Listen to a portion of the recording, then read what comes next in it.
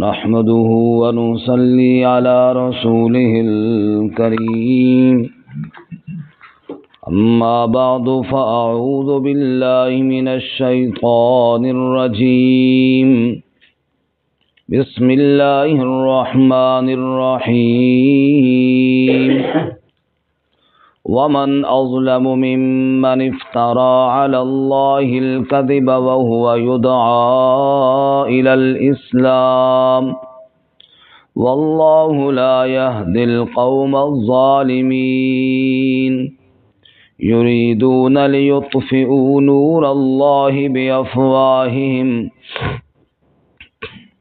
والله متم نوره ولو كره الكافرون هو الذي أرسل رسوله بالهدى ودين الحق ليظهره على الدين كله ولو كره المشركون.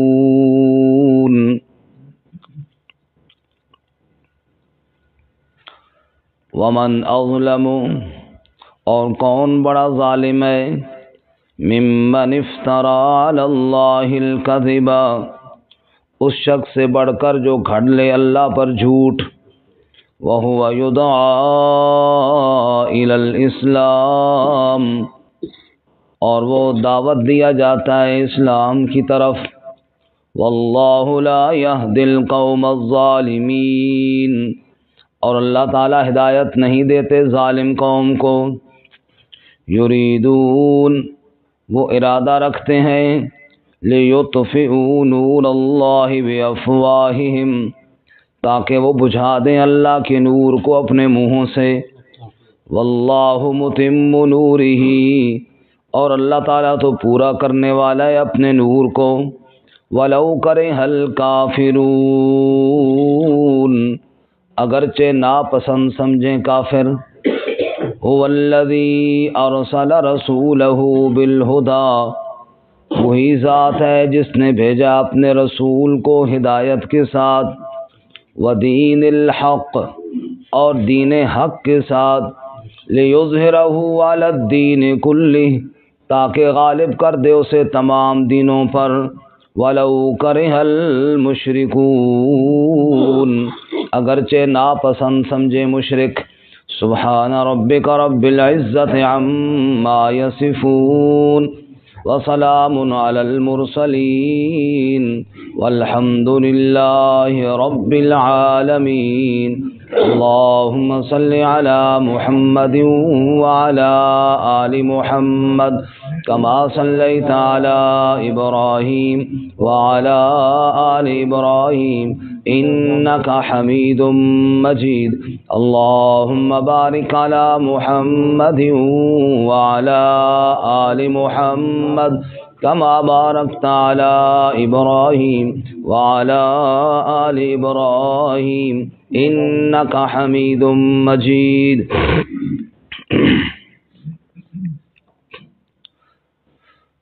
معزز سامعین، سورۃ الصف کا پہلا رکوع آیت نمبر 7، 8 اور 9 آپ کے سامنے تلاوت کی ہیں. اللہ کریم ان آیات کے مطابق صحیح بیان کی توفیق عطا فرمائے اور ہمیں قرآن و سنت پر عمل کرنے کی توفیق عطا فرمائے. گزشتہ سبق میں ہم نے پڑھا ایمان والوں کو جہاد کی ترغیب دیتے ہوئے ارشاد فرمایا کہ وہ بات کیوں کہتے ہو جس پر عمل نہیں کرتے. اللہ کو یہ بات بڑی ناپسند ہے کہ بندہ دعوے بڑے کرے اور عمل نہ کرے. اللہ ان لوگوں سے محبت کرتا ہے جو اس کی راہ میں صف باندھ کر قتال کرتے ہیں. اور پھر آگے موسیٰ علیہ السلام کی قوم کی مثال دی کہ انہوں نے حضرت موسیٰ علیہ السلام کو کس طرح اذیت پہنچائی، تو اللہ نے ان کے دلوں کو ٹیڑھا کر دیا.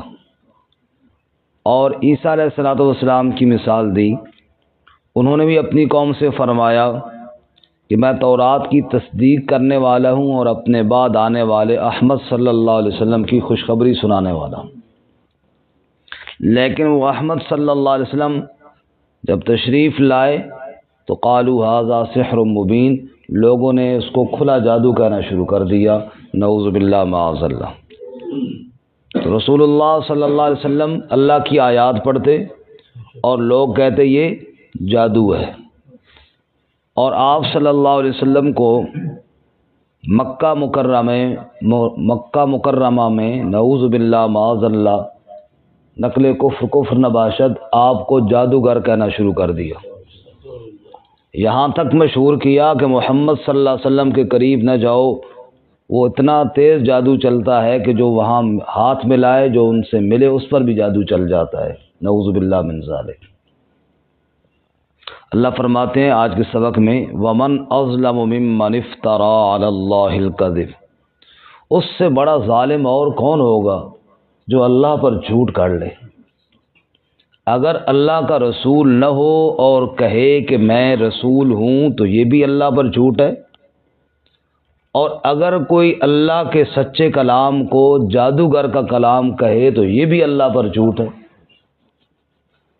تو جتنے بھی جھوٹے نبوت کے دعوے دار ہیں وہ بھی بڑے ظالم ہیں، اور جتنے سچے نبی کو جھٹلانے والے ہیں وہ بھی بڑے ظالم ہیں، کہ دونوں ایک ہی کیٹیگری کے ہیں، دونوں ایک ہی قسم کے لوگ ہیں، انداز اپنا اپنا ہے۔ مسیلمہ کذاب نے نبوت کا دعویٰ کیا اور رسول اللہ صلی اللہ علیہ وسلم کو خط لکھا، اور خط میں کہتا ہے کہ آپ بھی اللہ کے رسول ہیں۔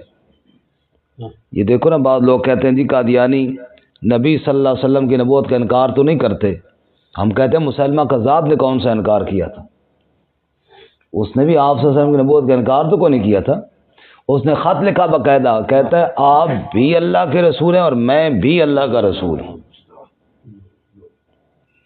آپ صلی اللہ علیہ وسلم کو پاس خط پہنچا، حضور نے جواب لکھا من محمد الرسول اللہ الی مسیلمۃ الکذاب، یہ خط اللہ کے رسول محمد صلی اللہ علیہ وسلم کی طرف سے جھوٹے مسیلمہ کی طرف ہے، یعنی میں ہی اللہ کا رسول ہوں، تم بھی اللہ کا رسول نہیں ہے۔ تو اس لیے جہاں تک شریعت نے اللہ نے حکم دیا ہے وہیں تک نبوت کا ماننا ضروری ہے، اس سے آگے ایک اور نبی کو مانیں گے تو اب مسلمان کہلانے کے حقدار نہیں۔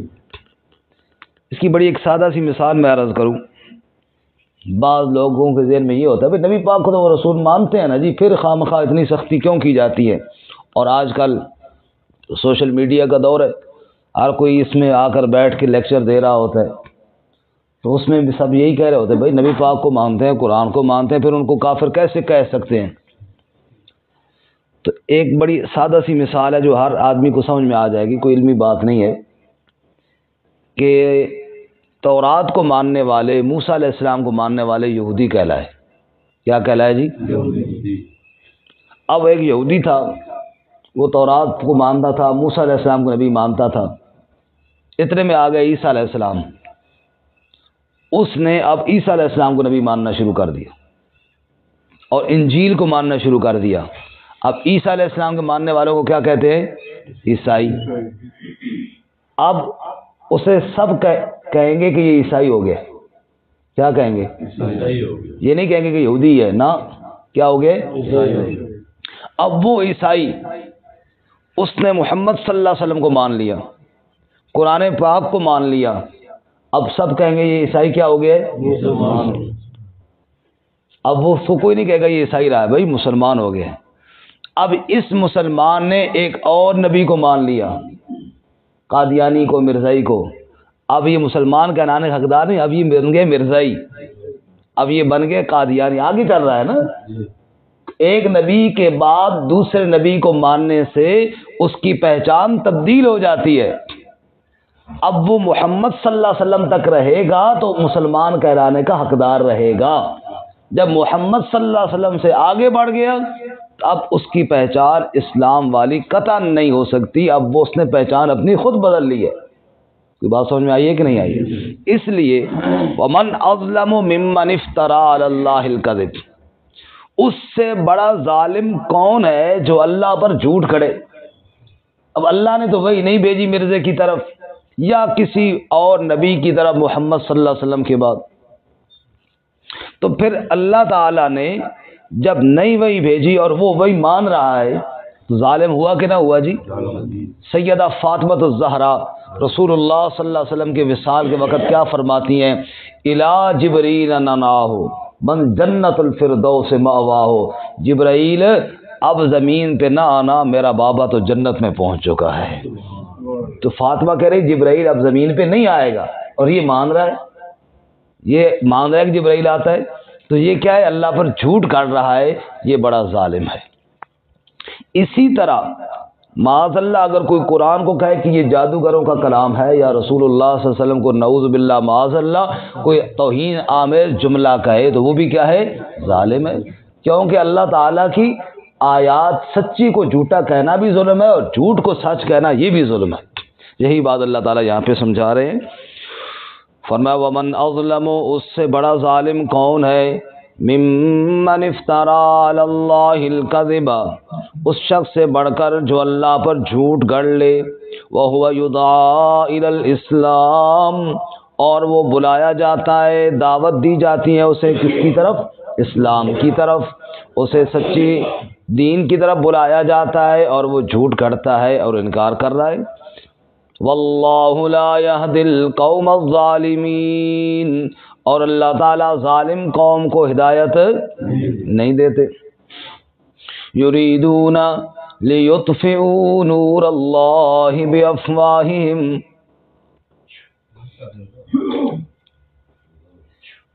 یہ بھی درس سننے واسطے آ گئی محترمہ، اس کو باہر نکالو، دھکا مارو۔ اہل یہ کہہ رہی درس پورا سن کے جانا ہے میں۔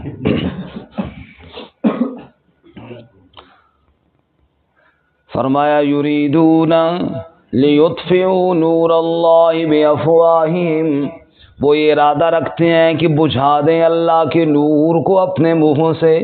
اللہ کا نور کون سا ہے؟ جو اللہ نے نازل کیے، جو اللہ تعالیٰ نے دین اسلام بھیجے، یہی اللہ کا نور ہے۔